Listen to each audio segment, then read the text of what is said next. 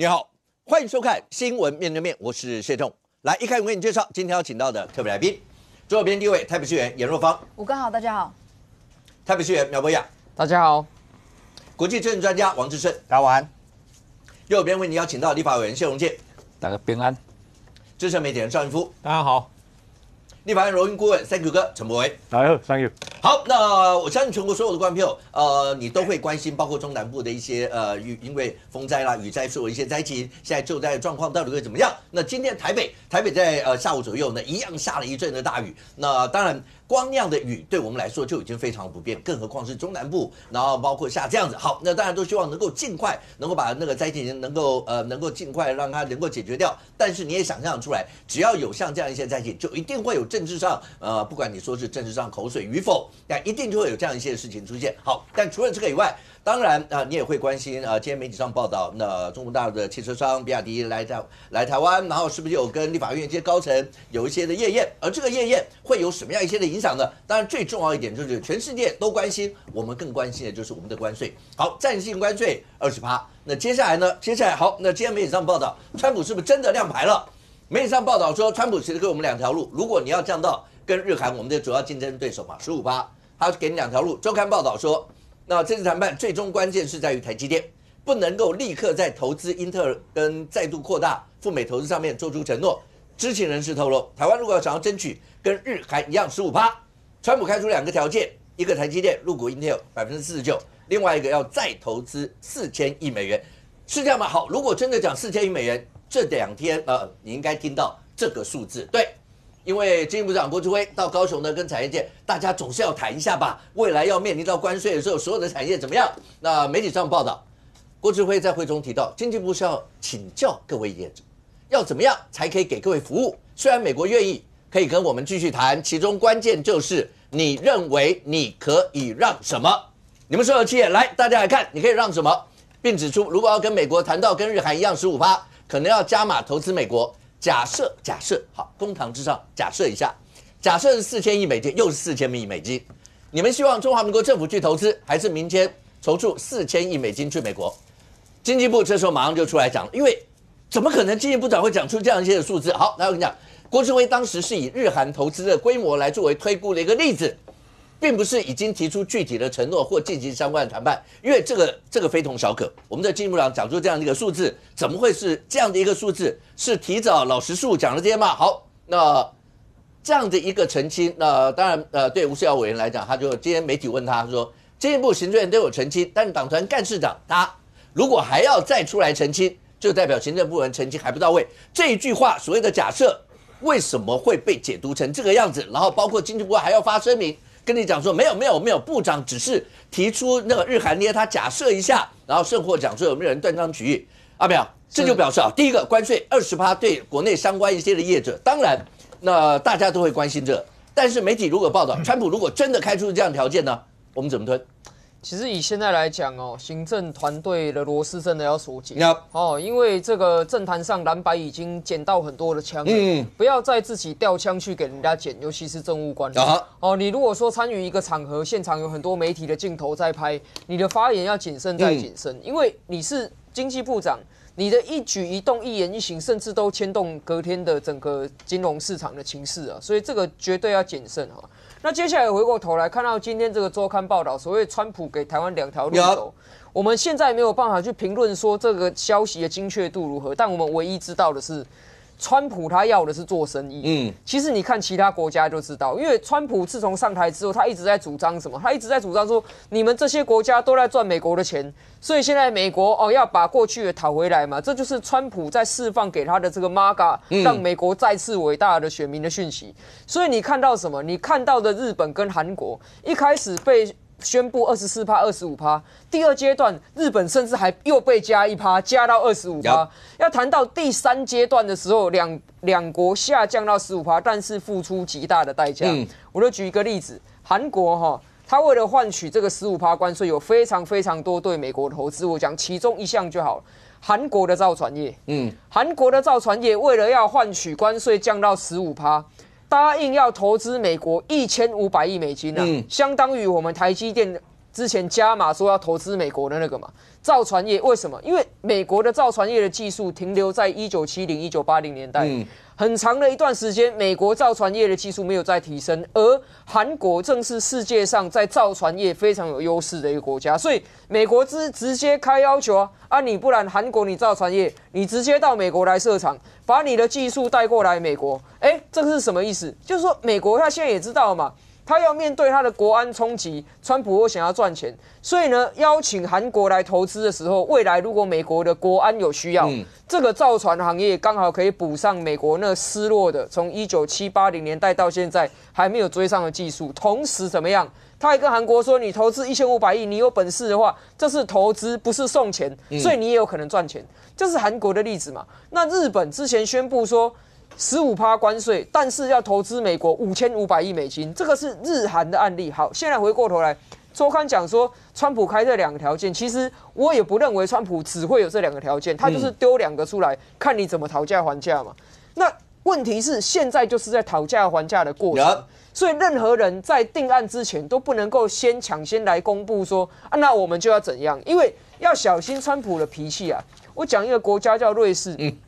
瑞士观众朋友想到什么？名表、巧克力，对不对？但其实它还有什么？还有制药哦。瑞士的医药制药非常的厉害的。那本来瑞士跟川普的官员谈开开心心，本来还认为说可以谈到10%了。结果呢，瑞士的政府跟川普本人通电话之后，整个猪羊变色。不但没有10%，而且一下子跳升到39%之后呢，川普还选择在他们国庆日公布的现在改 saving。因为什么？因为瑞士他可能在谈的过程当中，让川普觉得相当不开心，就遇到了像这样子的结果。所以以现在来讲，这个媒体报道说，台积电投资英特尔合资一家公司，这是其中一种。第二种，如果你不要台积电来投资的话，那你其他产业来投资4000亿，这是媒体讲的2条路。那我要跟大家说的是，任何方案都没有完美的啦。你不可能说，我今天我要投资股票。然后呢，我保证我一定赚钱，绝对不可能任何的亏钱，而且我随便乱选，每一次都一定赚，没有这么好的事情。同样的，现在川普就是要用生意人的角度跟你谈的啦，他没有在跟你讲什么道义，他没有在跟你讲什么这种情分在。那他在谈这些的过程当中，我们台湾重要的是，未来政府要说清楚，在谈判的过程当中，我们舍了什么，得了什么。就像韩国一样嘛，1500亿造船业去投资，然后得到了这15%的关税。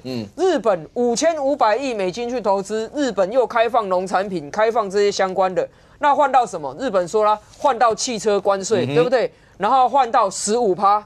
那现在台湾是什么？现在台湾呢，期中考20%，但是还有一个期末考可以继续努力。努力的过程当中，我们要看到我们的对手越南，现在越南跟台湾都是20%，暂且算平手。那日韩比我们低5%。如果我们要去争取到说跟日韩一样都是15%，那未来在过程里面有什么样的条款，最后谈定案了之后，政府总是还是要跟各个产业交代啦。那在那个时候，当然可能会有一些补贴，可能会有一些救急的贷款，可能会有一些相关的措施出来，去补助弱势受伤的行业。但是，总之，现在我们要面对的现实就是没有完美的方案，我们总是要做出取舍。OK， 刘凯，你在地方跑，那包括你说立法院的很多的一些声音，第一个，川普如果照媒体上讲的，川普撂出来这2个条件，你觉得我们政府该怎么样一些的因应？你也看到我们的谈判代表大家的一些的过程。那另外一个就是经济部长郭志辉讲的这一段，为什么经济部要马上出来否认说，因为那个4000亿出来，让观众朋友看一下，这个算法不是非常精准。好，第一个这个是精准的。2024年美国10大贸易逆差国，台湾排第7位，739亿美元，日本、韩国在我们后面。如果你人口数来算的话，其实我们人口是非常少。如果你以这个贸易逆差来算的话 ，OK。但是如果把我们跟日本、韩国，因为这是主要竞争对手。我们跟日本、韩国所有的总预算，跟所有这次赚的钱，还有所有这些加起来算，日本2025年总预算大概7908亿美元，投资美国如果照媒体上，它要投资5500亿，占总预算是69.95%。那当然，你说有人讲说那个投资是民间要去投资很多这一类细目我们先不讲。韩国2025年总预算5305亿美元，投资美国3500亿美元，总预算65.96%。我们台湾2025年总预算大概1000年是大概3兆多吧美元，然后如果投资美国4000亿美元的话，我们的总预算383.14。那这些当然，你如果把人口啦，所有那些全部都算进来的话，那4000亿一出来，勇敢，这是为什么4000亿？经济部长就是跟大家闭门举个例子，我们大家就已经快疯了，为什么？真辛苦啊！世界出一个超级无敌、无限大的权力的总统，叫做特朗普。所以，伊出这个怪招出来，是全世界大家拢爱面对。哦，政府呢，实在讲，应该爱甲在野全民、甲企业，甲所有的人来当做政府的后盾。安尼你去谈判，你较有筹码。今仔咱的筹码怎啊？譬如讲，拄则阿苗讲啊真好啊。韩国去投资这千几亿的美金吼，坐船吼，韩国毋是血本无归呢。因为美国的坐船即马占全世界吼，无甲1%。韩国差不多20%，中国大陆差不多50%。韩国的技术也提升啊，但是韩国最后若是去投资，伊是毋是能摕到会当做美国军舰？安尼伊会相对得到伊科技上、战略上的利益。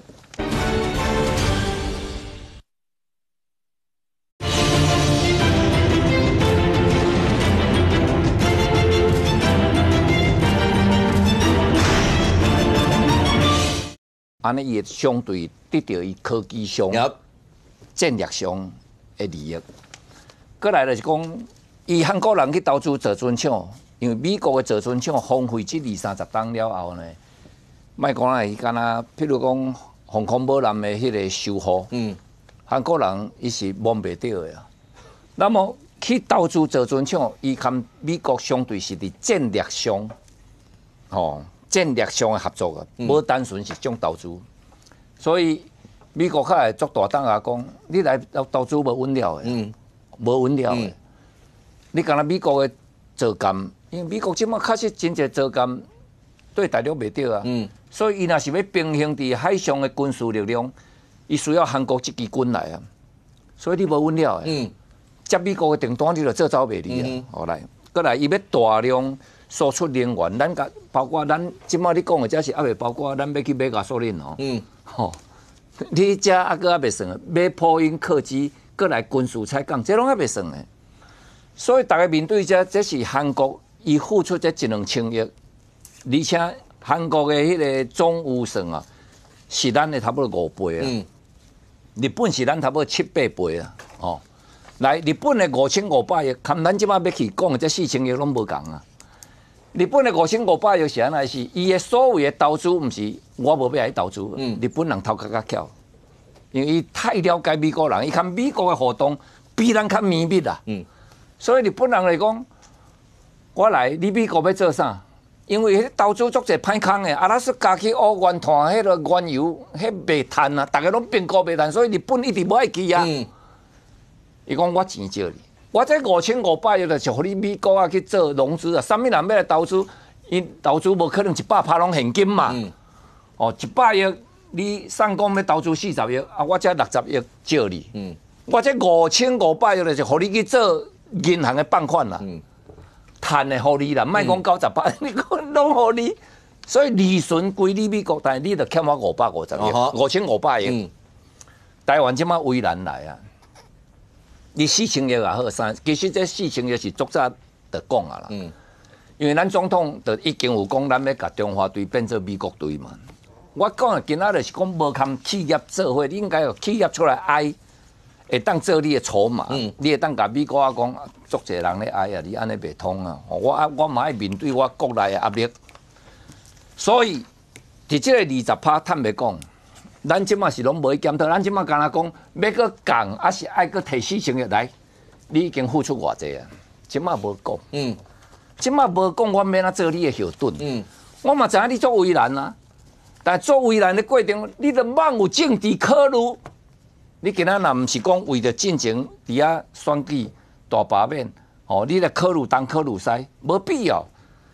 经济归经济，你讲这个20%转来的时阵，我请教大家，你我咱大家拢无答案，敢若因内场知影呢，已经量啥处理啊？牛的北来牛卖，农业的采购牛卖，米的进口牛卖，猪的北来牛卖，过来，所有其他的要去投资偌济，阿拉斯加总统府的秘书长去考察转来，你看遐会无讲吗？无可能嘛。所以到底讲偌济啊？是已经讲1000亿、2000亿啊，后壁要搁加个4000亿，无可能4000亿拢叫企业来出啦。哦，你若讲啊，已经政府筹备差不多2000亿。我2个月前伫立法院问央行的总裁，我讲外汇有可能互提去动用无？伊甲我讲一句，我等来足烦恼。伊讲安那，外汇不可能无偿使用，我惨啊！不可能无偿使用的是，你若无互我有收入，我是袂当互你动用哦。咱的外汇一当替咱赚差不多100亿美金的获利哦，所以伊会缴库嘛。所以有人讲，特朗普进行放公，伊要发美国公债100档绑定100档哦，无利息的，我惨啊！莫讲100档啊，咱的钱若互绑20档袂当顶档啦。咱就减收2000亿的美金的利息，安尼礼拜对着就6条的新台票收入无？后来准了美国含咱较好，咱要甲美国计较这个关税，搁即句话问了，用央行总裁甲你讲了后，后壁就变等一个啥？咱要成立主权基金，后来主权基金你央行嘛我发债。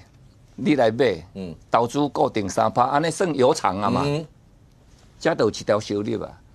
企业大家小听的1条哦，那么政府民间搁发的，搁大家搁1条，要安怎行？但是你无甲大家讲就是讲，你政府要担保，我甲你买是偌济，所以总钱你咧讲的4000亿、3500亿、3000亿，这是以后的代志。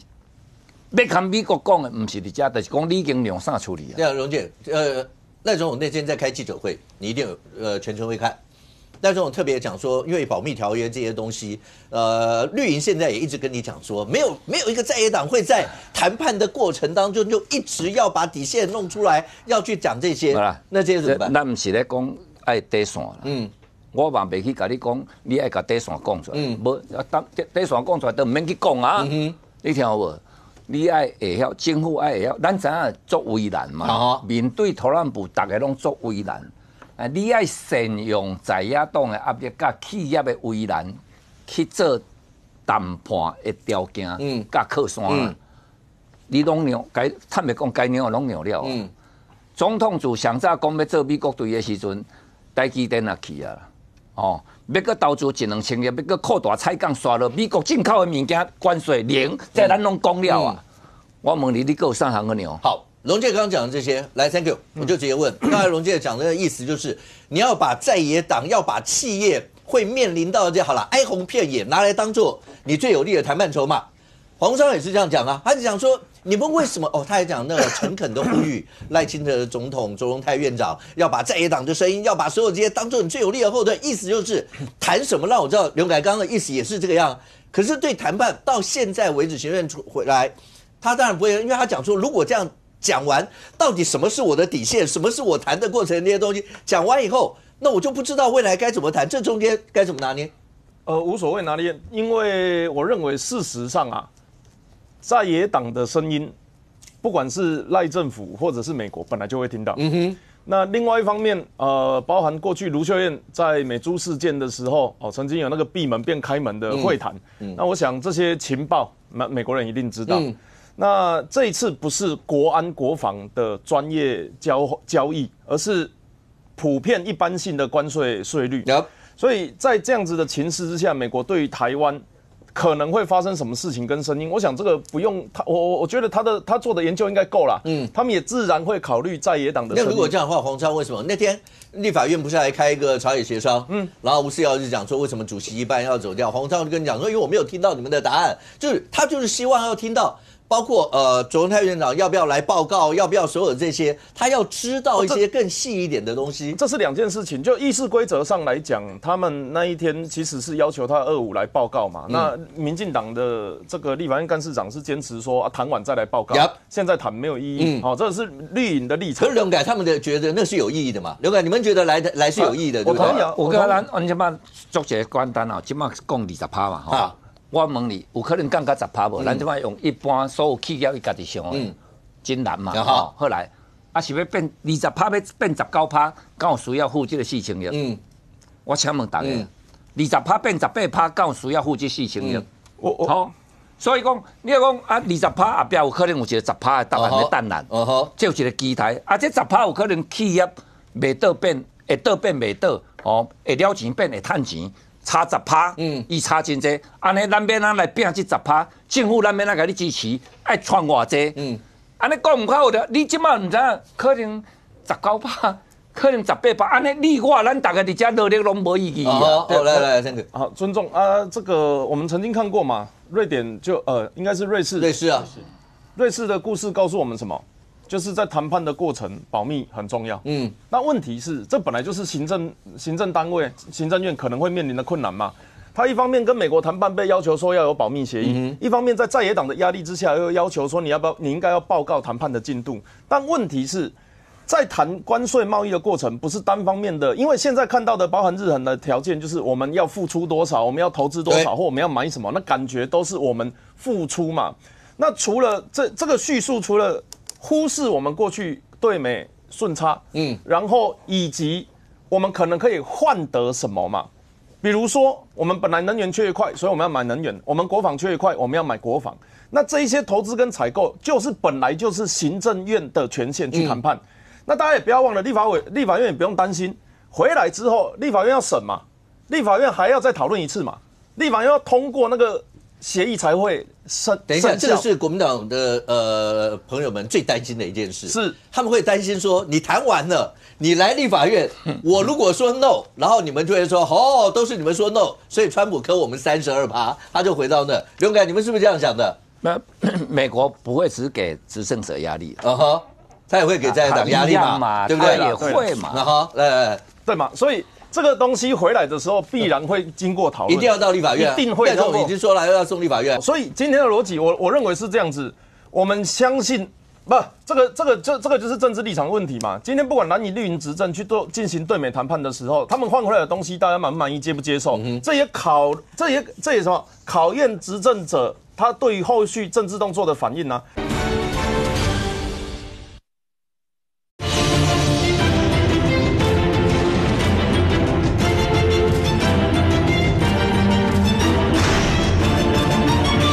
考验执政者他对于后续政治动作的反应呢？现在的在野党他当然希望我们很担心很焦虑。那我看股市的数字目前好像没有那么焦虑。那接下来普遍认为绿营跟美国的关系比较好，那我们就只能静静期待。那坦白讲就是那一句话嘛，这个资深媒体人所引用的蒋孝严的那一句话。这个煮饭的时候你不能一直翻锅盖，会不熟。那时间到了，反正跳的时候你再打开。那我认为，我也有可能，未来我们都有可能对于谈出来的条件去做批判。但现在碍于美国在台美之间的谈判保密协议，我认为我们应该要尊重行政院去做这样子的谈判条件，等待啊。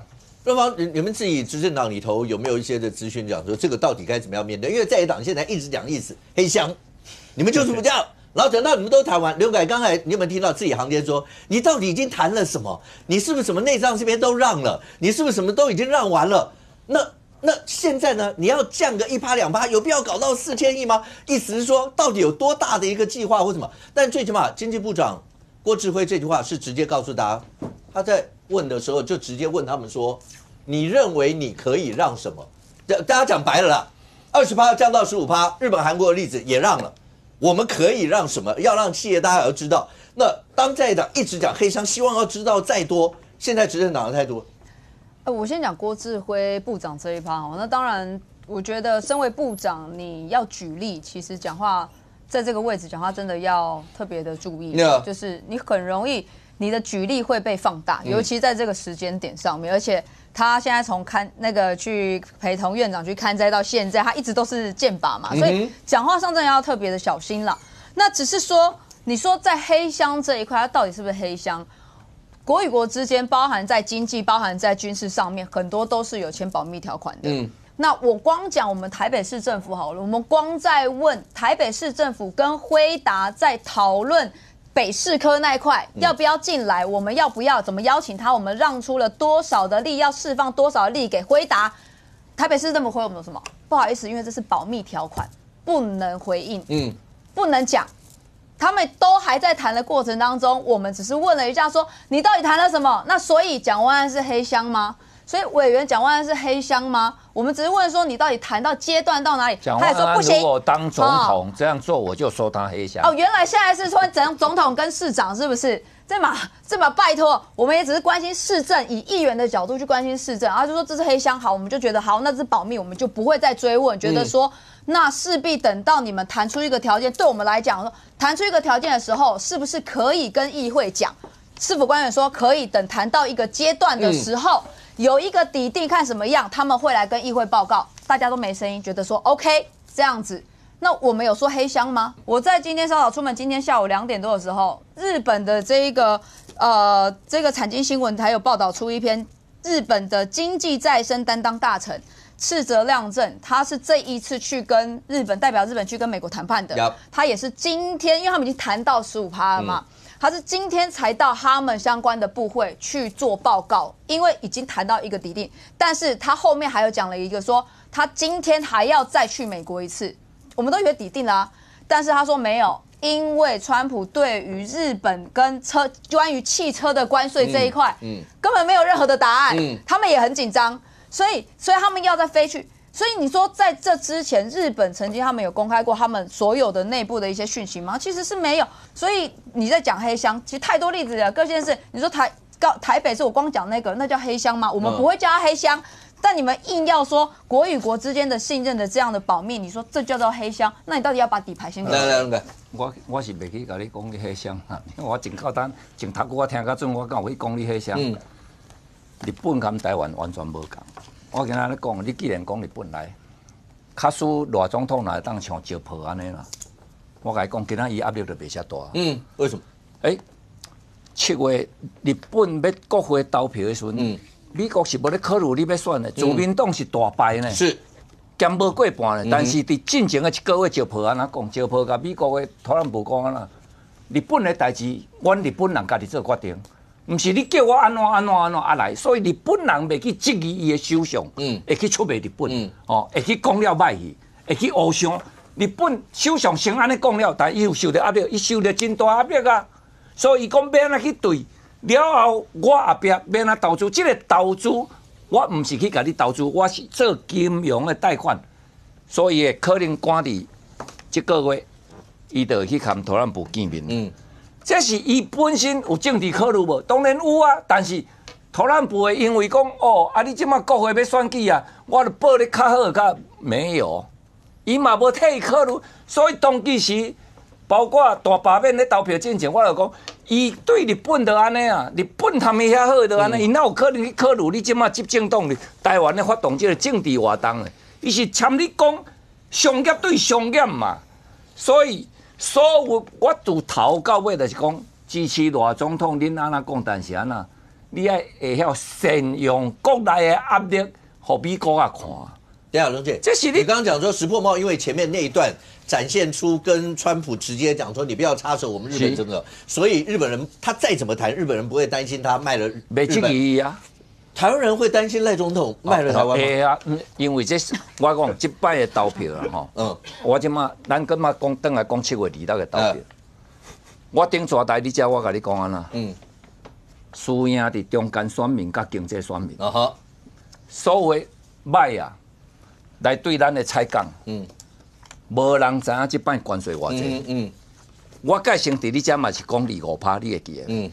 我讲美国的厂商，甲咱的厂商，甲咱的工厂讲啦，你就是2-5%。咱遮问无，伊问美国的财政部，所以咱今仔讲到20，伊讲啦，你2-5%，我甲你吸收1半。12.5。OK。安尼我唔可以当摆我的制作行程，我唔可以当接你第4季干咩？第1季的单嘛，对啊。但是关税我甲你担，汇率升达这歹势，这恁国内的，伊是无甲你负责的啊。后来订单是安尼嘛，安尼你会当报价嘛吼。后来即马变20，20就减5%嘛，你嘛减2.5，我嘛减2.5嘛。企业是安尼咧生存的，你即马无我讲，无薪假就出来。伊三无占变啊，我订单我就无法度接，我无法度报价，订单我也唔爱甲你接。但唔爱接，伊会面临安那？面临着即个客户走去，伊可能走去韩国，明年就无转来安尼。这是企业伊逐个摸咧小是安尼，所以伊感觉无谈判，伊拢总无了解，无要紧，互相嘛不要紧。但你敢来跟企业讲过？我甲你讲，我会当忍受到19%。我会当忍受到22%，伊的产业，伊的毛利卡伊会当忍受到25%，起来了后去用，恁无嘛？你就是去已经，我讲已经讲了啊嘛。所以量什么处理嘛，已经唔是4000亿啦。我的看法啦，可能量2000亿处理，后壁这2000亿是要过落来扛的啦。对，龙介刚姐姐讲，来 ，Thank you。台湾人会怀疑赖总统在关税谈判上把台湾给卖掉了。情绪上可能因为。这个不管是在野的民众的想法，支持者民众的想法，会觉得赖一直没有讲啦。但你说赖要出卖美国，我个人是我是听不太懂。就我没有这个情绪，也没有这个想法。那我不知道在野的支持群众怎么想。但我还是那句话嘛，赖是第一任，他不是第2任。他不能够大手笔的开什么大刀阔斧喊改革干嘛的。他现在要考虑的事情就是他谈回来的东西。能不能让国人满意，还要能够让立法院在民意的压力下通过，不然的话，如果到我坦白讲啊，跟美国谈判是一回事，回来立法院要过是另外一回事呢。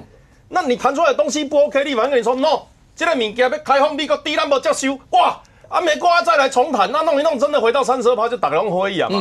所以他有2关要过，这本来在谈判的过程，我相信谈判代表一定会拿出来说阮立法院目前为止，敢若无民进党食过好恁呢？这等下回来，唔知要安怎谈判呢？而立法院应该通过，咱较有法度实行嘛。所以在那个过程里面，不只是赖，就我没有办法想象到赖怎么把这个透过谈判出卖美国，把台湾出卖给美国。另外一方面，他要透过这个谈判，他谈不好是会直接。整个没有没有下一届的问题所以在这个起点上，本来就是民主政治啊，包含在野的声音啊，互相的什么包容、利用啊，什么挖哥的最大化台湾的利益，我认为行政院现在就应该要在做这件事情。来，志胜，来国际政治专家帮大家解读一下。第一个还是回到刚才讲的，当川普丢2个条件，台积电有人讲说，那魏哲家这时候非常重要，他们到底该怎么解决？但是媒体上有报道，联合报说。美国要台积电入股 Intel 来换低关税吗？台积电直接回我没有兴趣。为什么 ？Intel 跟台积电是 Intel 的某种程度，它是一个潜在对手啊。你叫我入股它，那我入股我的潜在对手，到最后我的技术给他。好，对赖政府来讲，他要顾虑的东西，今天有媒体上报道另外一段，传产全台湾大概有300-400万人口，半导体护国神山，创台湾产值这么高。但说实话，它的就业人口没有像传产这么多。我要保这一块还是保那一块？我到底该怎么取舍？这会牵扯到后面所有国内的政治环境。赖政府该怎么办？他山之石可以攻克。来，我到现在全世界也不知道瑞士到底发生了什么事。那《金融时报》是这样报道。然后7月31号晚上，瑞士总统那跟川普通了30分钟电话。瑞士的制度是这样，他们的这个总统他同时是兼财政部长。他们是用轮的 ，OK？ 那他跟川普通了30分钟，被形容为一场灾难性的交锋。电话一开始气氛紧张，川普开门见山说10%不搞，不，他当然不是讲台语了，10%不够。他还不断指控瑞士在偷美国的钱，这句话有没有很熟？川普对全世界，他也说我们偷他的半导体，偷他的钱啊，对啊，他也这样讲。然后瑞士的总统几乎没有任何还手之力，结果莫名其妙就出来一个39%的。政治风暴，印度不过他买了俄罗斯的油，他也不顾乌克兰死活，关税就到25%。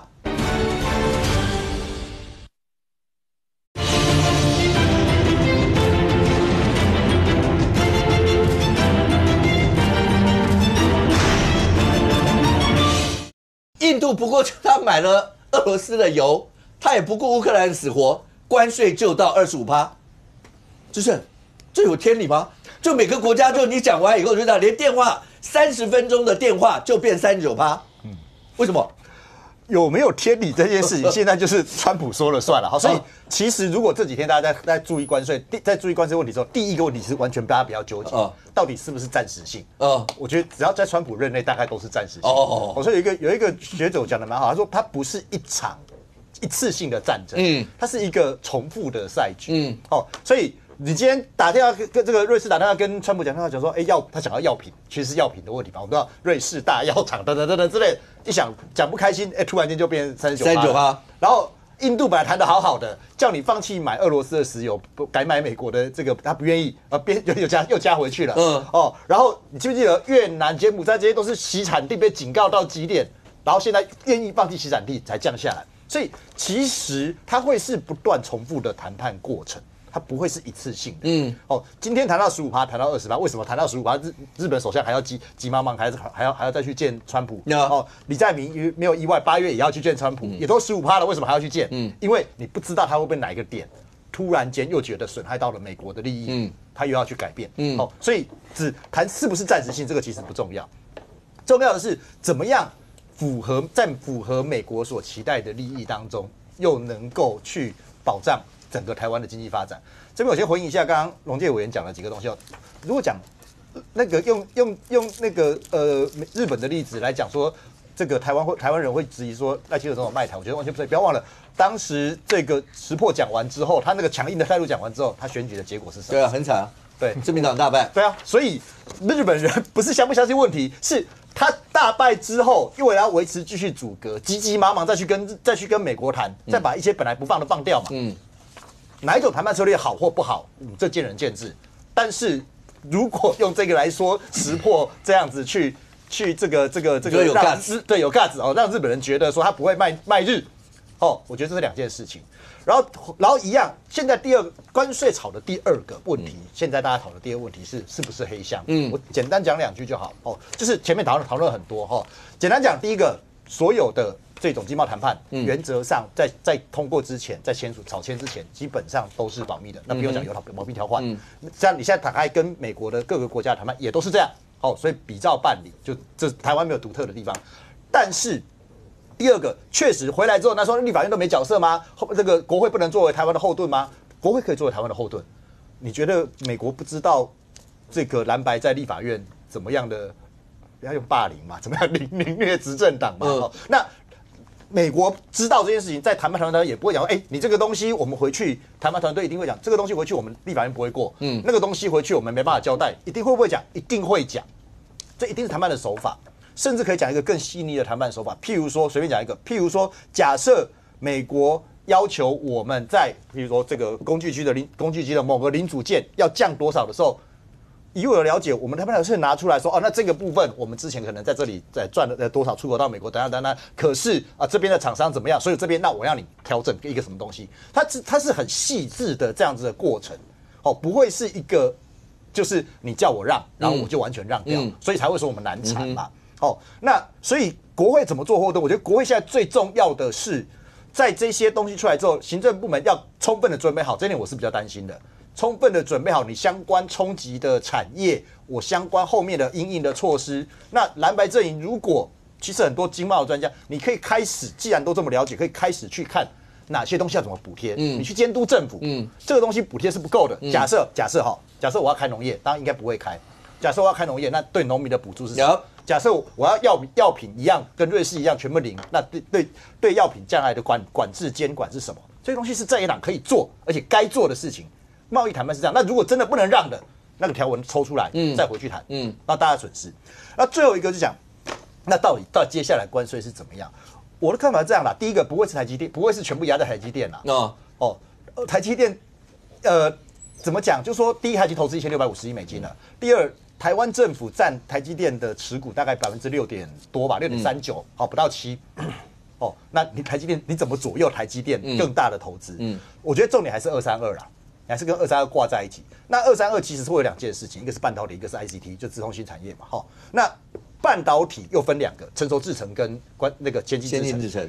看起来先进制程包括台积电，我认为它有转嫁能力，然后再来先进制程可能也可以避免国安调查，就是在这个部分上面，我觉得守得住的，所以我觉得问题不在台积电，但是确实如果跟232绑在一起，我们的成熟制程跟 ICT 是有压力，那这个部分你怎么去处理，那个可能是要面对，这个也是为什么李在明现在急急忙忙还要跑到，就是你已经投资了1500亿造船业，为什么还要去？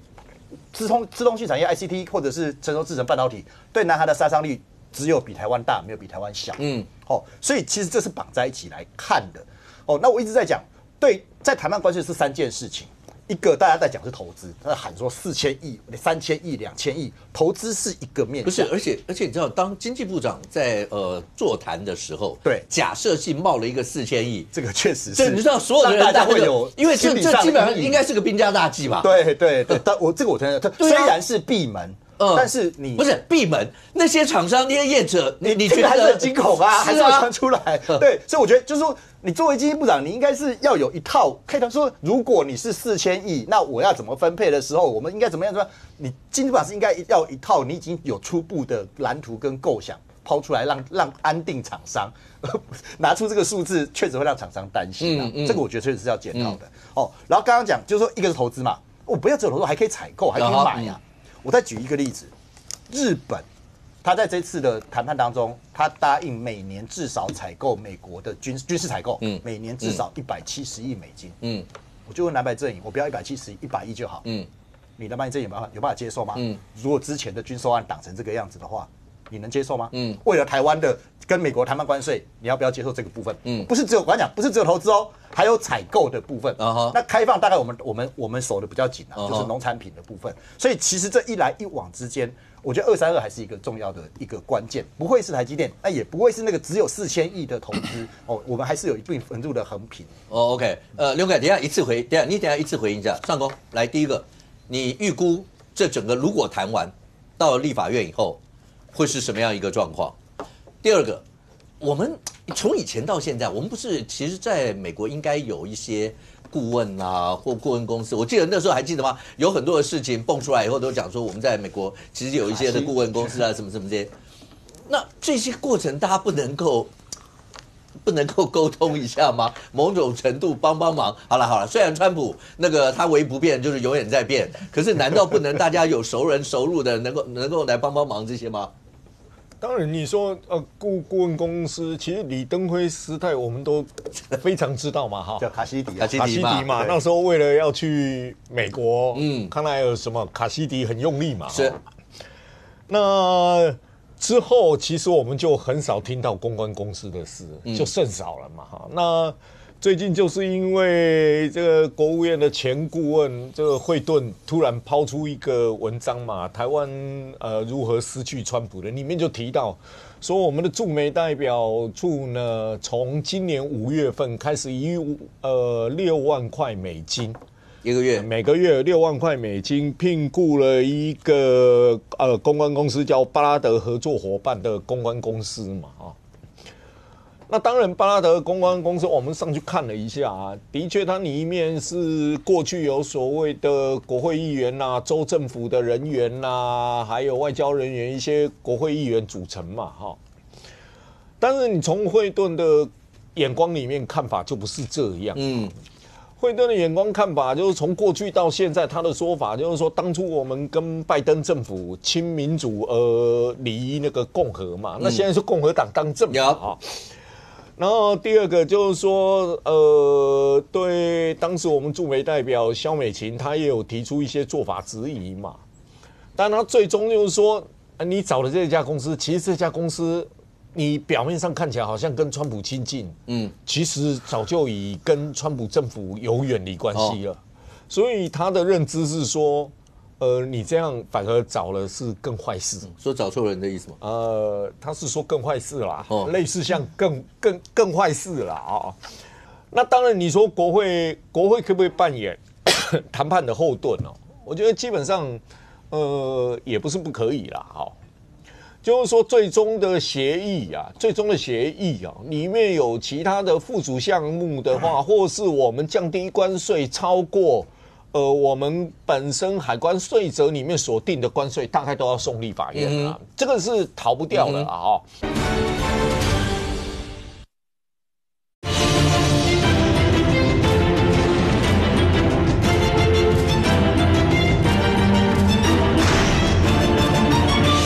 这个是逃不掉的啊。因为比如说。我们对汽车的关税，如果我们是定15%到25%，我们现在是采取25%。如果谈判是调到15%的话，甚至于都可以不用送立法院，因为它是符合法律的话。但是你突破的话，你就要送立法院。所以送立法院的命运，我觉得是逃不掉了。那你送来的时候，行政官员、相关官员要来说明，我相信也逃不掉了。但是协议的问题它比较麻烦，它不像法律可以逐条修正。你只要修正其中一条，视同全案否决。视同全案否决，所以他没有说我可以修正的部分啊，全案否决。那全案否决，它就有一个很大的麻烦，谁要承担最终责任？那如果说在表决过程中，突然川普喊了一句话，或是美国政府啊，如果你们台湾政府国会表决有意见的话，那我们就回到32。那我不晓得国会该怎么办。国会该怎么办？那当然，你送来审，一律还是依照程序嘛，你就到委员会审议，然后送到院会，院会看些时候弄嘛。好，那当然报告的程序里面，你在院会里面，在委员会都可以报告。都可以报告，那时候就没有保密协定的问题了。谈定以后是没有保密协定的问题。但是你从石破茂到国会去报告，他们没有签任何书面。而且未来你要签任何书面还要一段时间，因为品项的那个细目里面要拟出一个协议，光你看过服贸协议你就知道那个品项里面有多复杂。那送来以后呢，其实最麻烦的是。应该是国民党啦，跟民众党嘛，就你要赞成还是要否决？你赞成就是背书，你否决你可能面临美国不爽，会不会把关税啊，比如说送来15%，再把你拉到25%，或是拉到30%，你要面临这个问题嘛？但你面临这个问题，我觉得我的推测啦，以过去立法院的经验来推测，那在野党该如何处理？我既不配书，我也不反对。那我不投票，我不投票。我不投票。用这样的方式去做表态吗？不，我不投票，因为我投票表示我背书，那就在场的人决定嘛。那在场民进党自己决定，民进党背书嘛，民进党同意嘛。那我退席就我不背书嘛。好，上公刚讲了，这是你推测，照以前立法院不一定会对，照以前立法院的做法嘛，就是因为我不反对嘛，我不用承担美国的最大压力嘛，所以我不投票。但是你里面可能有些农民的问题，什么我又不同意嘛，不同意我又不能反对，那我只好选择来，我不投票，不背书。讲到胡茂了哈，有可能吧哈。胡茂的时阵，赖清德都伫台南市接受我质询，伊讲啦，总统。拢黑箱，拢袂使改，叫立法院通过，这就是违反，这就是独裁。赖市长，今仔日花价才知米盐贵啊！你较知影讲，这偌硬斗。我拄仔咧讲的就是讲，所谓出卖是出卖经济利益啊！吼，拄则迄个资深商讲。日本迄个选举败选，实在是无关。我甲你讲，5月的民调、6月的民调，就是参政党就已经爬起来啊。所以石破是无顾虑着讲伊政治会败选，所以就去跟特朗普妥协无。7月初8，伊去美国去日本去美国对24%甲加1%变25%，这是7月初8，因是7月20较投票的。投票了，参政党竟然伫国会摕到14席的，有史以来破纪录，所以造成自民党伊无法度伫国会过半。那么7月23日宣布，美国对日本的关税要扣15%，所以我咧头到尾咧讲的就是讲，无咧甲政府抢后骹啦。你讲袂当报告嘛？立法院会当开秘密会议啊，才会袂使。好啦，拄啊上公讲的讲，来上来立法院在野党会足疼，要安怎疼啦？第一，你行政院要先来报告。今仔日我的15%是安怎来？我的20%安怎来？因为我换啥，我足无奈。那无安尼，美国要甲咱扣25%。那这是你报告是爱报告这，你无原因，我甲你反对要创啊？啊，你理由作顺。和世界各国比起来，咱都已经做过这努力，今仔毋是呢？散把入虎口呢？你讲的是投资的，我讲哦，各位观众朋友，台湾人的利益，咱毋通挂肉红价，搁红嫌臭车呢？人去投资，所以你爱甲施教阮的经理，世界日本的5500亿人是做啥？韩国去投资是做啥？咱的是去投资啥物？无安尼啦吼，咱来投资，莫讲。头句话你讲的讲军事采购，军事采购咱还袂算了哦。今年我听讲，今年的军事采购6000至9000亿，到位上了。哦，到位上了，过来，无安尼啦吼。美国啊大个，咱遮好啊吼，咱倾4、5000亿个美金，伊军火武器互咱投资啦，那是好趁的互咱投资，一项互咱投资。1000亿，互咱投资落，剩的咱投资较歹趁的，也是会了钱的。你毋是你阿拉斯加、欧洲有迄个明明会了钱的，日本、韩国惊到要死拢无要去，结果咱怎跳落去？这安尼是讲的企业界拢咧看嘛，吼，你袂使拢摕臭火打的，看无色的转来，啊，饭卡中拢有别人捧伊。对啊，荣介刚刚讲对阿妙，所以我们会面临到这样，我们有跟他含扣的一些余地嘛？譬如荣介刚刚讲，那就军事那个军火一样好的。看 F-35或什么，好算了，就好一点的，让我们也参与一些。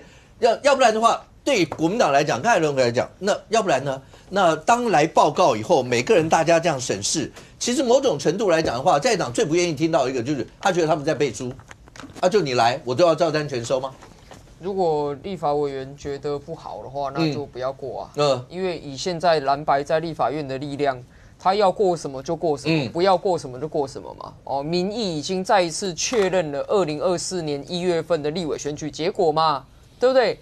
不能够说想要权力又不想负责任啊，对不对？你说，你这个，我现在要你把他送过来这边审，啊，审了老半天，啊，如果我们都跑掉，没了，这不行吧？你放心啦，别安尼啦，我都还讲伊要来报告，就是要把它交代嘛。报告完怎么处理啊？不要跑，报告完要处理嘛，对不对？那我觉得现在全民大多数在期待的，应该是说你朝野要放下党争，要放下政争，因为这关系到2350万人的生计。你说关税如果让台湾受创惨重，难道受害的人还会分你是蓝的你是绿的吗？难道说产业受创还会分说你是蓝的你就不会受创，你是绿的才受创？不会。所以这其实应该是一个跨党派的议题，而且是经济的理性的议题嘛。那我们现在来看说啊，你谈判的时候为什么不跟川普提那个，不跟川普要那个？说真的啦，我们没有人会知道那个谈判的过程当中到底发生什么事情。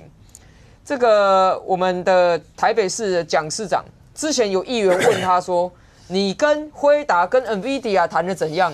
蒋万安直接在议会里面，他回答那个议员，他的原话是什么？饭还没煮熟的时候，不要一直去掀电锅，不然怕饭会煮不熟。奇怪了，那时候议员在问你说，你跟 NVIDIA 见面几次，谈过几次了，蒋万安都不肯讲哦。所以那个就是一个，那我们有没有去为难他？说啊，蒋万安你跟辉达都黑箱哦，那个北市科哦，这个牵涉到土地的案件，你们都黑箱，我们不会这样为难他，因为我们看的是什么？你谈出来的结果嘛。你谈出来的结果要跟议会讲，因为北市科是已经标出去的案子。如果你要有任何的改变，你要跟议会说。我们议会也不能说啊，你谈完了之后啊，谈完咱拢中绕跑啊，然后也不扛责任，啊，那马比赛，这个就是政治。你既然有权利，你就要有责任嘛。那同样，赖总统今天谈这，不管是谁去主谈，最终好不好的责任就是民进党政府负担嘛。不能赖给在野党嘛。但同样的，在野党你说你要进国会审查，那国会审查之后，你说好。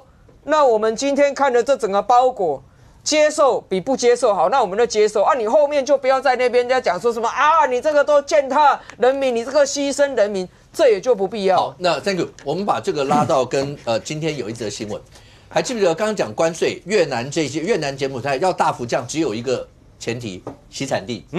他们后来才发现，原来不是我一开始改中，我们一般开玩笑讲投降输一半嘛，没有。越南一开始是最早表态说我什么都不要，结果没想到也没有输一半，后来才发现问题出在洗产地。那这件事情在国内来讲，刚才阿苗讲，经过这次大罢免，再一次确认了民意就是觉得蓝白就是多数。而这个多数某种程度，当然第一个有讲任序运算是不是也要删掉1000亿左右？那是不是要变成包括普发1万的类似的钱？好，但除了这个以外，离岛那执政党包括绿营，很多人讲说会不会一些离岛，包括陈玉珍提的一些的条款，会不会离岛变成洗产地的一个问题？这包括今天的一则新闻说，中国大陆的比亚迪。我们谈了1个多小时，终于提到中国这2个字，这个当然跟关税有关系。请主持人继续。然后跟比亚迪，然后比亚迪这件事情，也有人在担心说，会不会透过包括泰国到台湾来，也是一个洗产地的这些问题。来，好，我的经验因为我之前刚好在国防外交也有跟美国国会的一些这个议员有聊过相关的事情。那当然不是现在的关税啦，就是对于防堵中国这件事。好，那我今天这个大罢免已经确认这新民意，所以我就讲我的主张啦，不会代表大多数。我认为美国的谈判人要注意一件事情他在关税不管是他的一直变动，或者是他丢出来的理由，他其实是会确认3件事情。第一个要确认是不是朋友，不是朋友的大家就坚壁清野嘛，就你1块钱我1块钱嘛。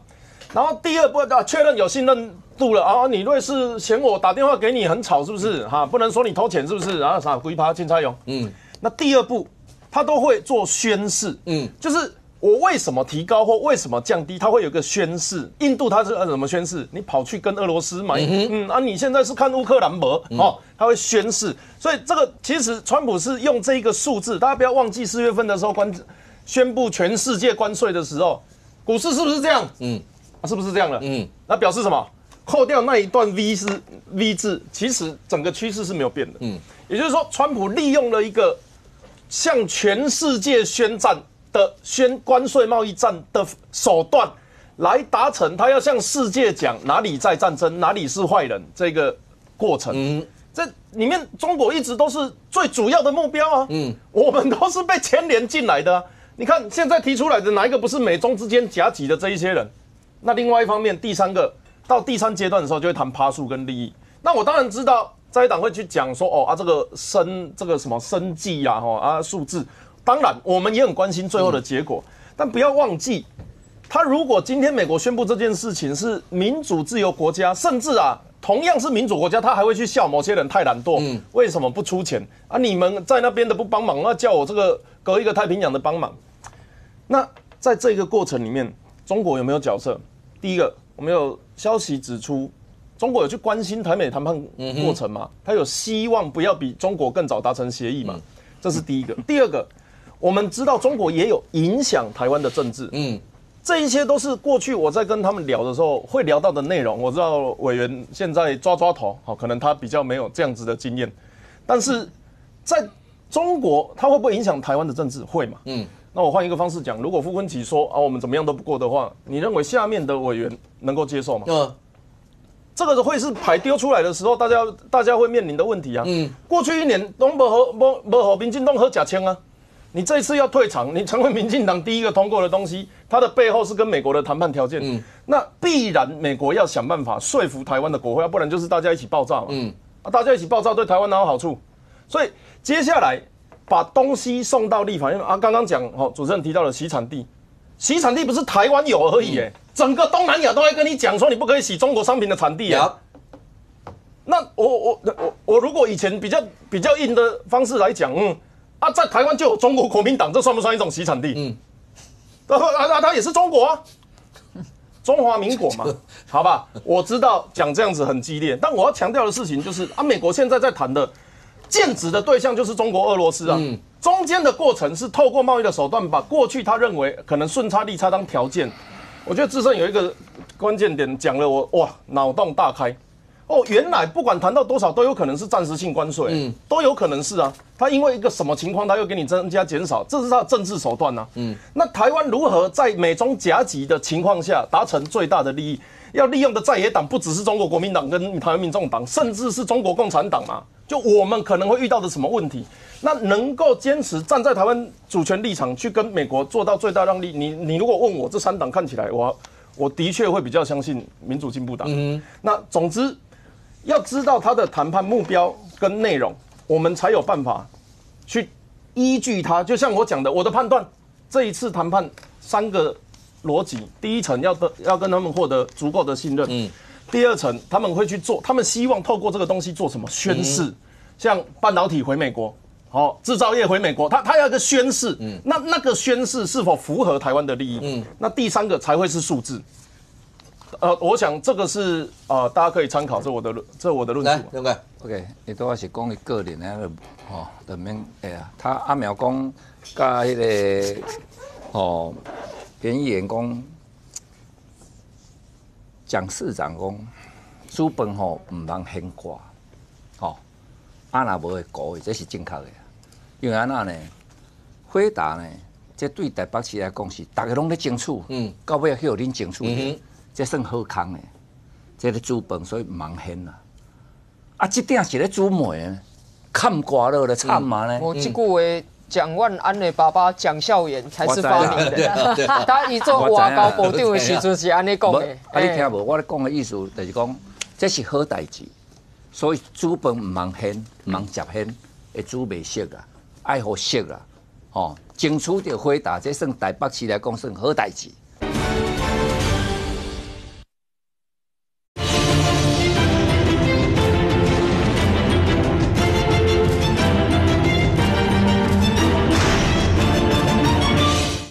这是好代志，所以资本唔通掀，唔通接掀，会煮袂熟啦，爱好熟啦，争取着回答，这算台北市来讲算好代志。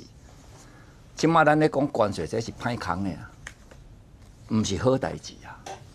这是咧煮糜，这唔是咧煮饭啊。所以大家爱看好清楚啦，有乌白甲咱煮无？过来各位爱了解，美国对台湾，伊打的当然唔是单纯对台湾的。恁讲到西三地，基本上就是所有伊第一大对手是中国大陆。伊所要针对的是中国大陆。那么特朗普伫18年，伊就甲大陆扣25%。25%经由，所以18年了后，现在足侪台商对大陆会选去越南。因为我要走这个25%嘛。但是经过这8冬了后呢，伊大陆大概伊的产业制造已经平衡啊，但是25%已经用入去伫所有的成本内底啊。所以美国你看伊足厉害，伊讲，我甲扣偌济，扣55%。伊55%是挂迄个25%算了 ，OK。是安那东南亚才特别税金会比其他较重。是安那墨西哥甲加拿大，伊的税金也会加重，因为足侪大陆是去伫遐赊抢。过来大陆做半芯片，足侪是入去到东南亚这的产业链，较出口去美国的，所以伊甲你扣动，其实最后伤到是大陆。伊就是要抽大陆的货，这是伊的对抗内底啊。那么，我阁请教大家，是安那对美国对咱无遮样，咱谈比较好啊。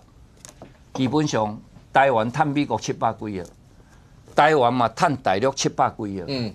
那么伫700几亿内底，你敢知影咱有偌济bom品甲半芯片是对大陆来的？基本上，这就是标准的生产地。搁再来，伫美国的认定了，所以讲台湾是偷我的chip，你甲我偷去，伊在伊的概念就认为我要甲台湾挖偌济出来。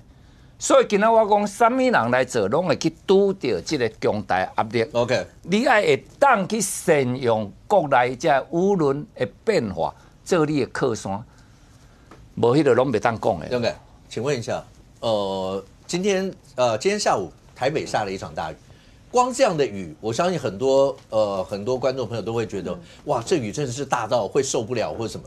那更不要讲，你说像台南啊、中南部这些。然后在整个救灾的一些的过程，然后包括像民党现在代理秘书长是何伯文嘛，然后何伯文下去然后你有讲说那大家来关心当然好，但是表演不要过度了，或者你觉得他们是在表演吗？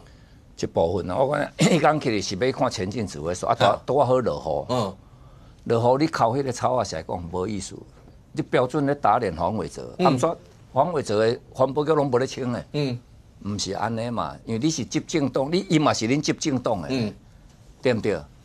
会当沟通一下。过来坦白讲，有影啦。嘉兴讲，阮庄卡因为遐算庄卡迄有潮啊，有迄所在，咧抠水路是一定是用顽皮包，靠人啥物人咧抠啦。较早水里的水路上，迄个顽皮包一个爬过，啊倒头路安尼抠过起来就磨起来啊。啊，你等啊，你挂3点钟、6点钟，唔达得顽皮包伫遐做3分钟啊。啊，所以你变做出机啊去 ，OK， 我是定位讲你是来关心台南的灾情。所以代表台南市的灾民，我哪甲你说多谢啦。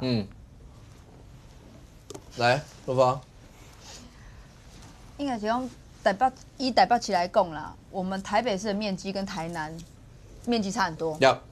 好，那台北市，你说是不是每一条的水沟在防汛之前就会能够全部清到干净？我跟你保证没有办法。因为人数就是这样，你说用人力或用水车，不管是刚刚那个委员是说什么顽皮豹，应该是3猫的意思，是不是？3猫，你说不管怎样，它其实都不够，都没有办法。那你说台南面积，它有没有办法这么大、这么多，在防汛之前去把它清干净？再加上那个水已经流下去，它可能会淤积，所以很多地方是要靠人力，有些是要靠大家一起来协助。所以我觉得你说他去摆拍或去作秀或干嘛，但实际上他是不是有去做这个动作？他是不是有带队下去做这个动作？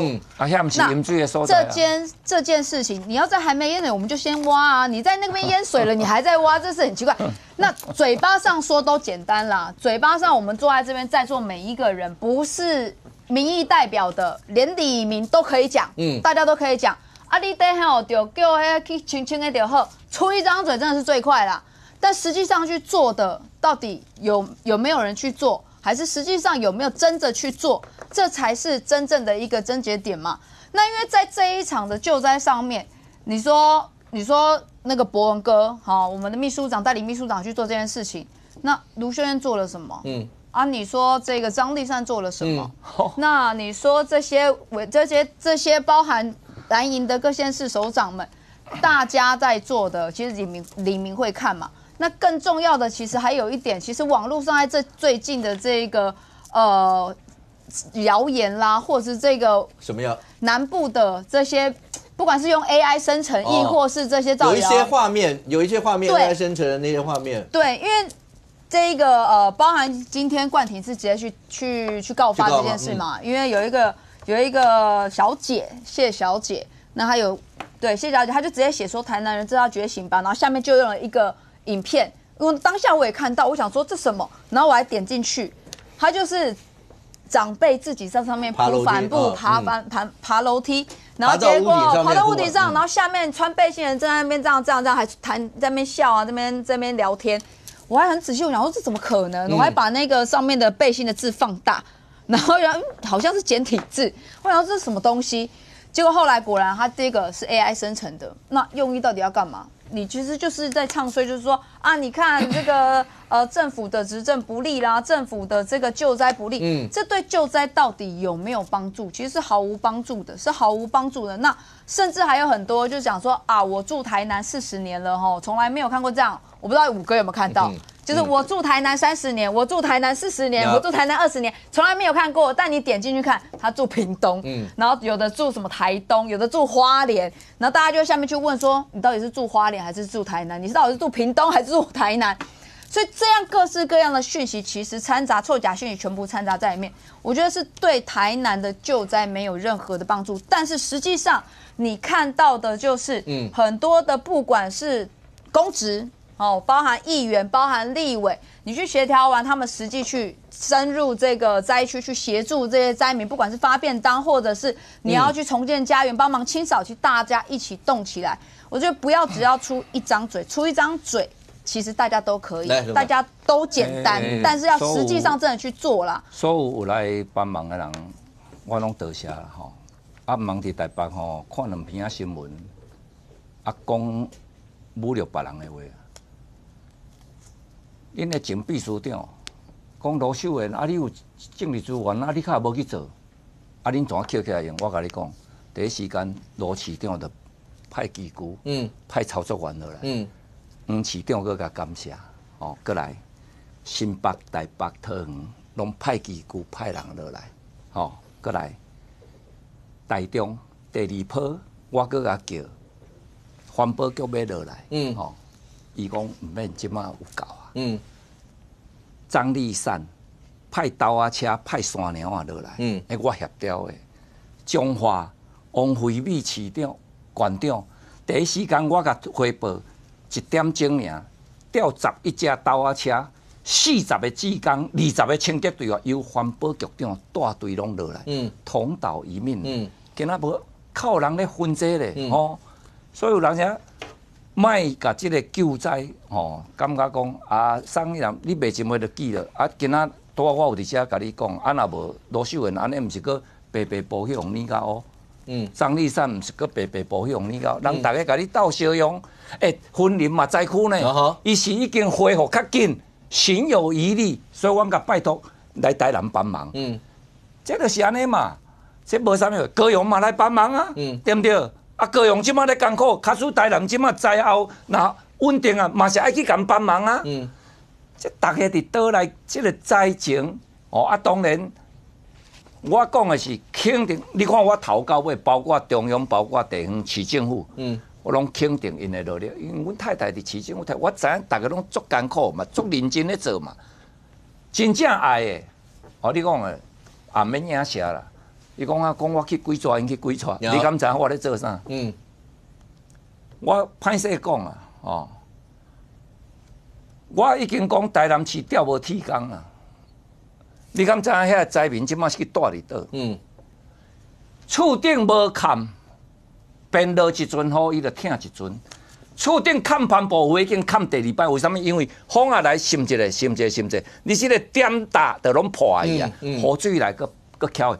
万一8月9月即马若搁来一个风台，你敢知影会偌严重？阮即马台南市的铁工拢互约2个半月、3个月去啊！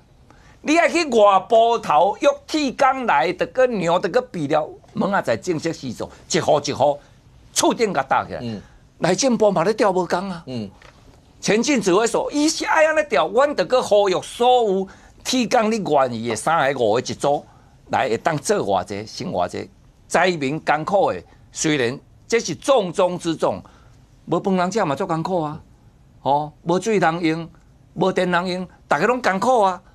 所以感谢各界，你像第一时间，你敢知影这个灾情比地震较严重？但是啊，第一时间媒体无啥咧报，因为市政府可能伊会感觉讲无遐严重，到3天后、4天后，知影遮严重的时候，我来讲1礼拜后，台南市的募款较2000几万，所以阮带这议员出来讲，咱先捐200，人准天嘛对你后壁讲安尼，因倾600，后壁1礼拜后即马破亿，已经无风无药啊！谁啊大家关？因为恁看到真正3000几间、4、5千间的厝顶飞去，我来讲，你怎么变他修理？可是蓉姐，难道包括你说像赖总统下去看了几次，然后包括卓荣泰院长，他不是昨天、前天还是什么也再下去看，就看几次？包括你刚刚讲的，那这一定是需要由中央来调度，然后包括各地方大家一定要进驻，然后弄这些。难道从中央以降在所有这些的时候，在过程当中？然后没有做到。我讲一个真相，互你听啊！若有我今仔卡就遮艰苦。总统是安那无带内政部长来，我请问你，恁偌清？恁讲意识形态，恁会讲赢偌清点吗？对不对？伊营人就是要来做代志，你毋是你规日等下要中正路改名啦，啊要等下台湾国的主人，无意义啊！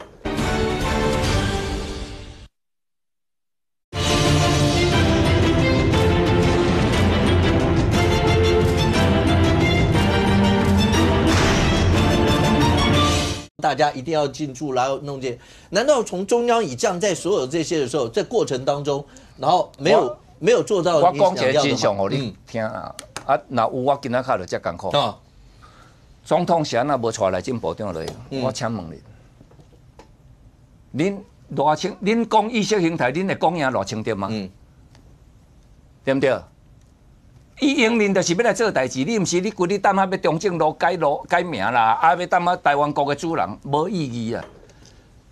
中央灾防指挥官是上内政部长，伊无带的，我第一时间哦，第一礼拜我就讲惨嘛，厝顶袂拜托内政部调全国的铁工，点工啊，咱买了哦，一户一户紧做，无到7月底，7月底，派一个陈金德甲成立指挥，我讲啊，拄啊好个，我是认为陈金德是有经验的啦，吼，后壁才开始要去处理我拄啊讲这代志。OK， 你甲想？对，阿淼，这个过程当中，你也看到很多，包括救灾一些的过程。我刚刚讲，一定也听到讲说，刚刚龙介所讲的，因为包括屋顶，如果要是没有盖，是不能住嘛。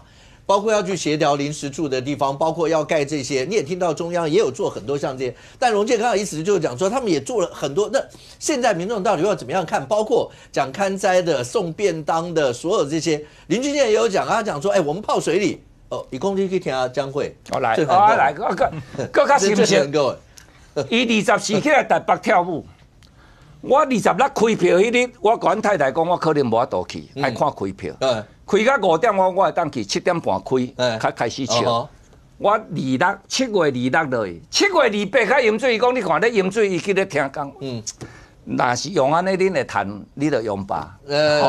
好没有？我其实平心而论啊，刚听谢龙介委员在那边细数他这个那个，我想到一件事情，我自己是台北市议员，那这次的风灾我自己捐了10万块，而且我竞选的时候帆布已经全部捐到台南去。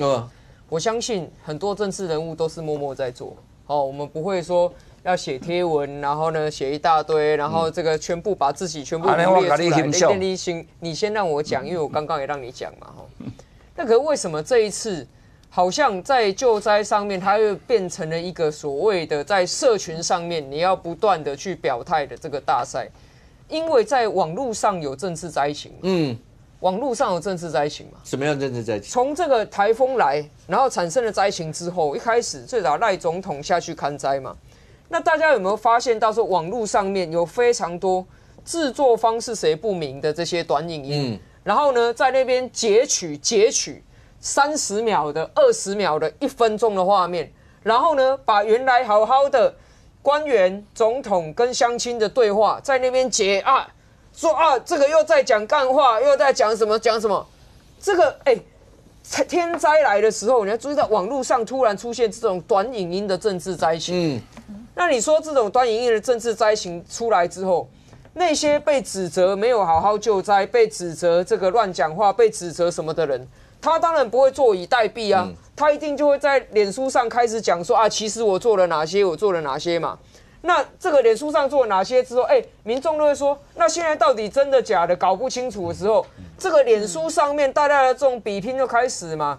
为什么网络上面会有人开始做这种图表，把这些台南的市长、立委全部都找出来，说你有没有 po 救灾的文，这样打勾？我跟大家讲啦，其实脸书 po 文真的不代表什么。我很多时候我不是个活王仔，我没有活在网络上，很多时候我没有说什么事都要 po 文啊。可是就会是有一些免洗的账号机器人来问你说，你怎么没 po 文？你怎么没 po 文？你怎么样？那可我要问，这样子的风气是我们台湾要的吗？但你说好吧，那这样大家都不 po 文，不对哦，你那些短影音不知道哪里来的人不会放过你。今天我还看到一个人在传说，这个台南的应该是林俊宪立委吧，去送便当，然后有人说你开的车太大台了，太大台的一台车，发出了噪音很吵，然后呢，你前面还有一个布条绑林俊宪志工队，你作秀啊，结果变成林俊宪又要出来解释说。那个地方淹水淹了半个轮胎高，所以如果你这个乡亲建议说你开大台一点的车比较好运送啊，然后你这个在外面开那个车，人家说啊你这个便当谁送来的？说他前面你挂了一个说这个是林俊宪，所以不是说乱七八糟不明的地方来的啊，连这个东西也可以吵起来耶。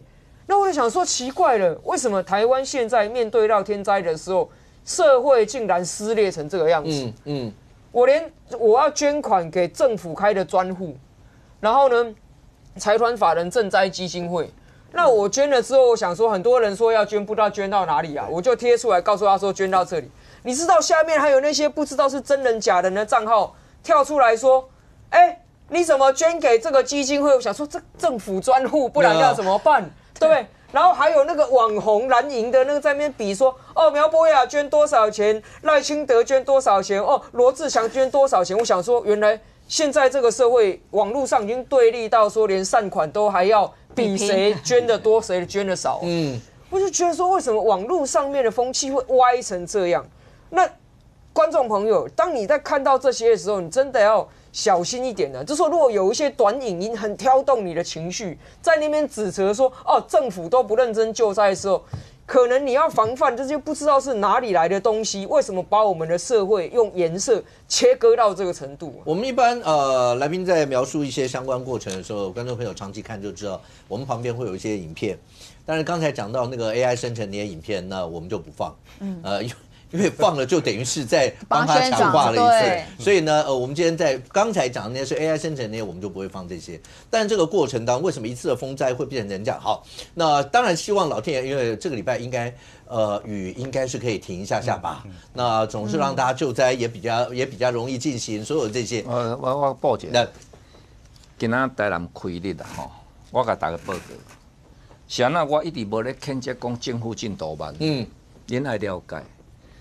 落雨了，迄厝顶要砍，风台过是几乎逐日都落雨，无啥开日。所有的头家啊，绝对袂当互伊的工啊，伫落雨天去修理厝顶。第一，因为阮遐拢空旷，啊，厝顶的铁即马拢砍铁棒，伊伫顶头第一个溜修，这第一。第二，铁棒我甲伊接起来、掀起来，时阵有管各拢大雷雨。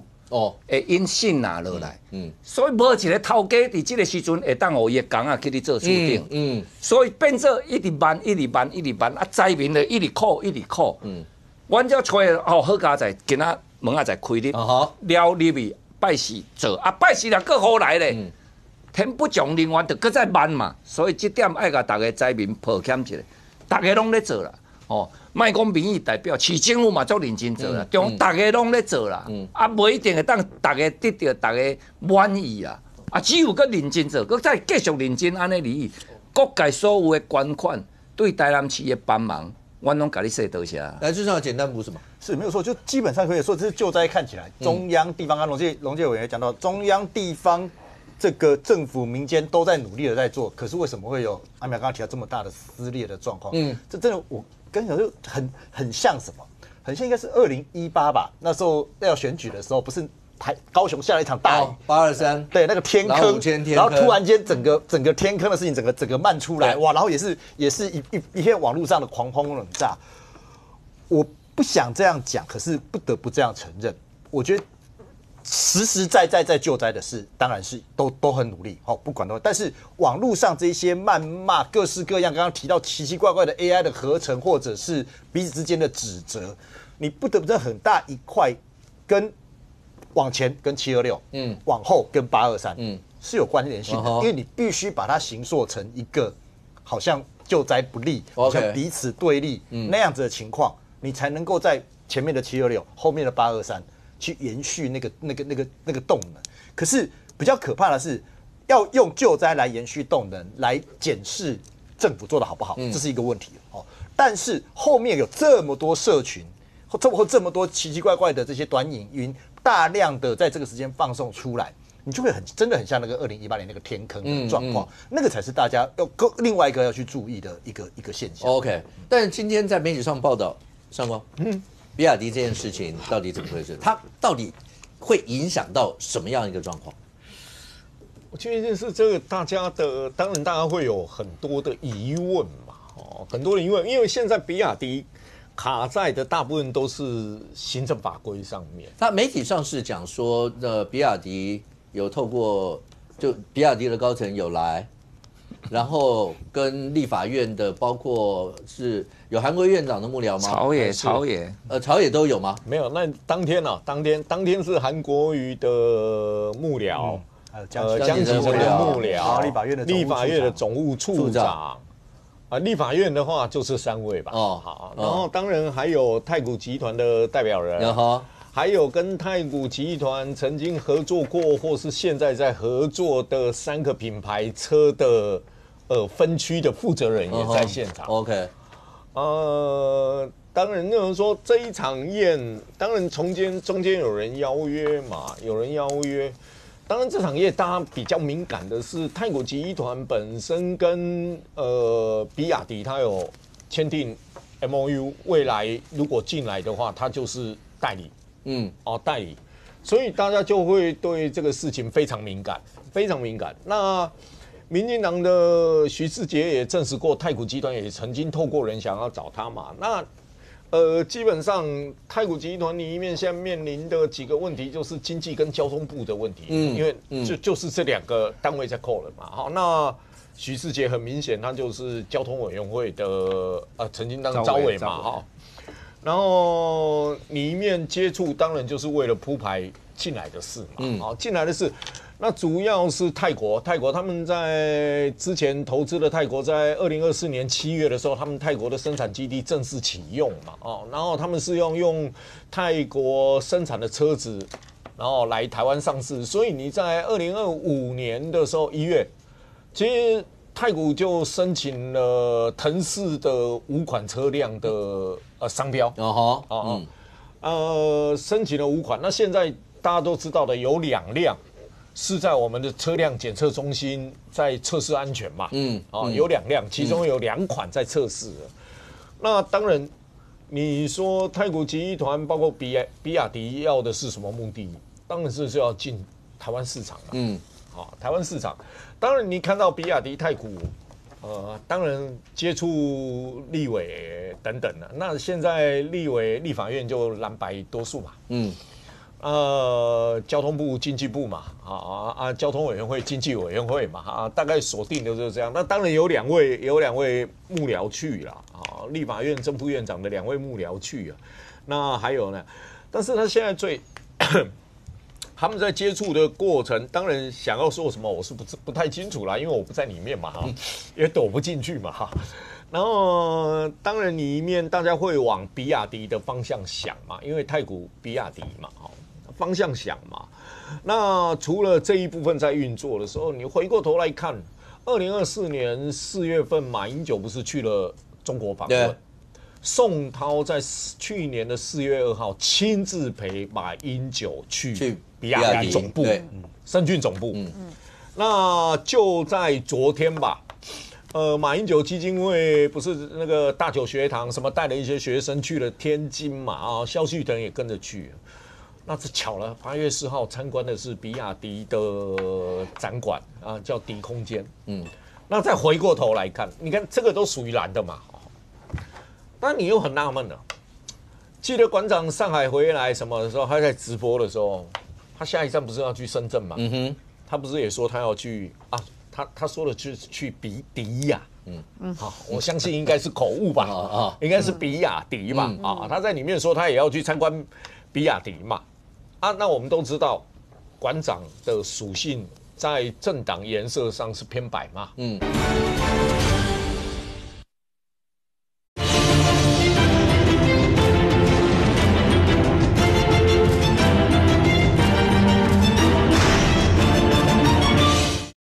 他下一站不是要去深圳嘛？他不是也说他要去他说的是去比迪亚，我相信应该是口误吧，应该是比亚迪嘛，他在里面说他也要去参观比亚迪嘛，那我们都知道，馆长的属性在政党颜色上是偏白嘛，偏白。那当然他们要去参观，我相信不是一般人那我们不知名的人说我要去参观比亚迪总部，他会让你去参观吗？那某种程度上一定是中国官方刻意安排的，刻意安排的。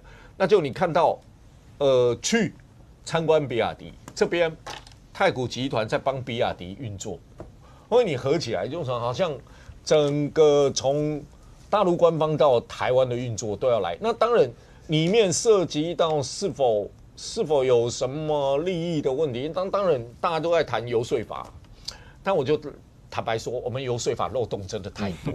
我们都知道有多少人去登记过，漏的太多，漏的太多。因为前提有一个规定嘛，我要跟立委游说，他那被游说人有分是立委本人还是立委指定的人？指定，他可以指定人来接受我的那个说游说哦。那现在那一场就有一个问题了，去的正副院长为立法委员民意代表，这2位是否为指定？如果在里面有谈到法规的问题，是否为指定？如果指定的话，那就出问题了。就是另外一方无登记。无登记。好，如果里面有谈到法规的问题、政策的问题，那就无登记。无登记。如果不是指定，里面没有谈法规，纯粹是一个为铺排未来的公关犯，那又是另外一个问题了。OK， 那又是另外因为助理助理除非是立委指定，否则立委助理他不在游说法明确范围内。好，如果这样的话，来陆方先问一下，那为什么绿营有很多人直接说要韩院长跟张副院长要踹够？要讲清楚，然后剩货来讲的话，会不会有一些刚讲到有没有踩红线的一些的问题？为什么？首先应该是说，我看到那个新闻的时候，想说，应该这个人也不是随便挑的啦。就是这个我说院长跟副院长办公室这个人，因为吃很好呢，山海楼，在我自己可能上公觉得不好，对我来讲，我觉得真的还蛮好的。山海楼很好啊，很好哎，我有去吃过，很好。我都还没吃过，在我选区我都还没吃过哎，它真的是很好的，而且价位真的不便宜。那在这上面，譬如说有人要找我们吃饭，那我没办，就议员没办法去，一定会找一个，是不是代表我，或者是我不方便找民意代表本身，但是可以代表他的一位，因为他不是随便吃，他是吃一个真的还蛮好的一家餐厅。这个对我来讲，我觉得这个人是有一定的在办公室啊，有一定，譬如说他有写法案或者什么等等，一定是有一个对于可以直达，或者是对于议员代表他是可以有一些建议的影响的一些人。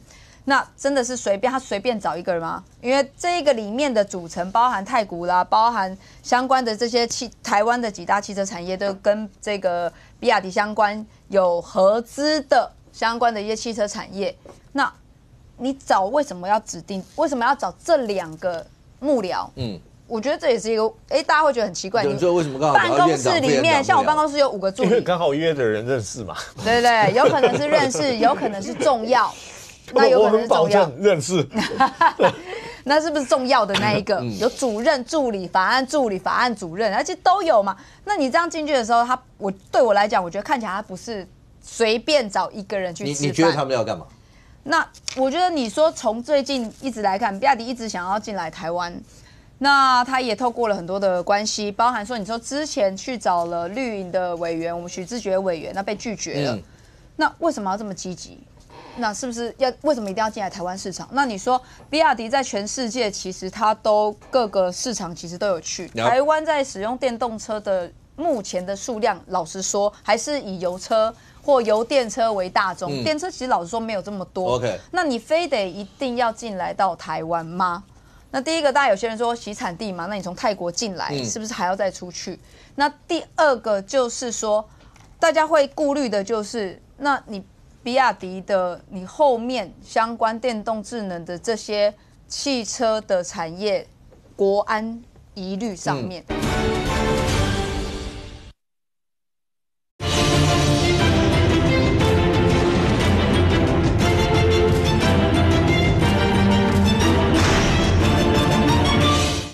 那为什么要这么积极？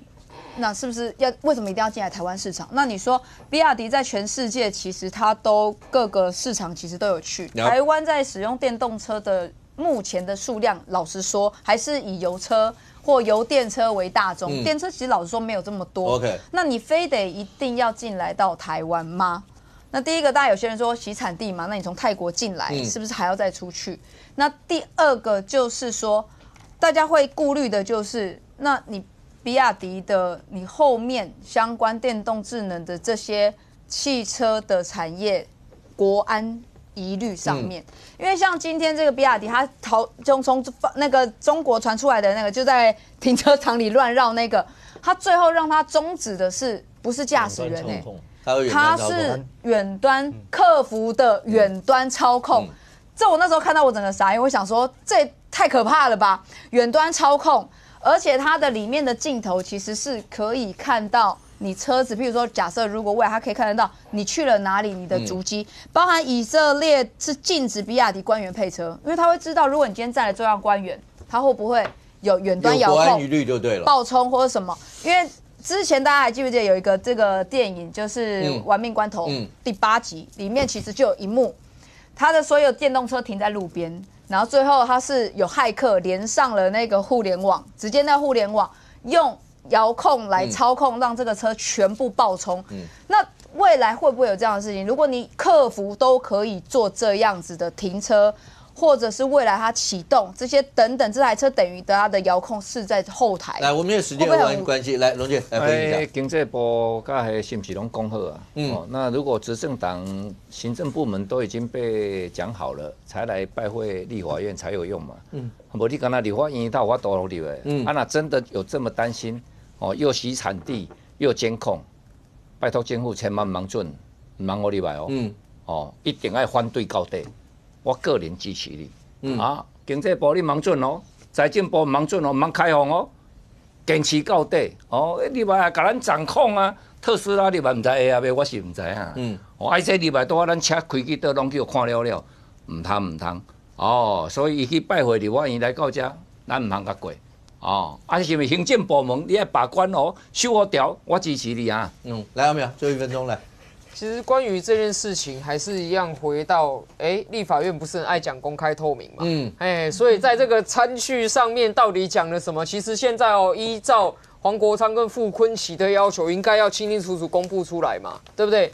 那你说现在连美国都对于这所谓的中国电动车的倾销有这么大的警觉了，然后呢，再加上中国自己也不让特斯拉的车在美国可以有完整的功能啊，连中国也怕美国的电动车会收集资料传回美国嘛，所以总的来说，在大方向上，对于比亚迪的电动车往外面绕过来再整车进口这件事情，我认为是应该要有最合理的监管去防范。那基本上到底该怎么做啊？经济部讲清楚，立法院也要讲清楚。因为现在朝小野大，立法院很大这个立法委员到底对于这个有什么样的看法？我觉得这至少要跟全民交代啊。OK， 那比亚迪这件事情往后还会延烧吗？那会有什么样一些其他一些状况吗？那对大家来讲的话，希望雨势真的能够停下来，因为救灾的过程还需要老天爷一些的配合。那关税。8月7号以前真能够达成某种程度的协议吗？那关税到最后数字是多少？中间各自会让什么？我们大家拭目以待。非常谢谢现场所有来宾，也非常谢谢观众你的收看，学员们这边我们明天见，拜拜。